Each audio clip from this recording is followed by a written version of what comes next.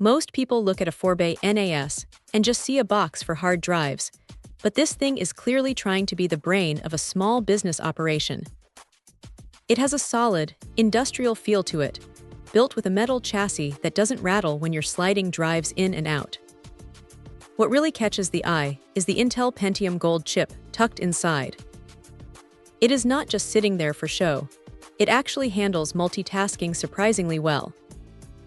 You can have a few background tasks running, maybe some file indexing or a media stream, and the system doesn't feel like it is gasping for air. The 8 GB of RAM it ships with is a decent starting point, though anyone planning to run heavy virtual machines or complex containers will probably want to bump that up eventually. It is nice that the slots are accessible, so you aren't stuck with the base configuration forever. The dual 2.5 gigabit ports are the real stars here, though. If you have a modern network setup, moving large video files or massive photo libraries across the house feels snappy, almost like working off a local drive. It is a massive step up from the old gigabit standard that has been the bottleneck for years. Now, there is a bit of a quirk with the HDMI output. It is great for plugging directly into a monitor for quick troubleshooting or media playback, but it is capped at 30 Hz for 4K.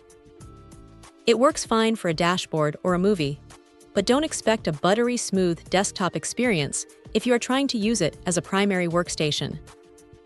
The M2 slots are tucked away nicely, and using them for cache acceleration makes a noticeable difference in how quickly the interface responds when you are digging through folders. It is one of those things you don't realize you need until you have it. Honestly, the only real gripe is that for the price, some might wish for a slightly more robust processor out of the box, but for most users, this balance of power and expandability is spot on. It is a reliable, no-nonsense piece of hardware that feels like it was built to stay on for years without complaining.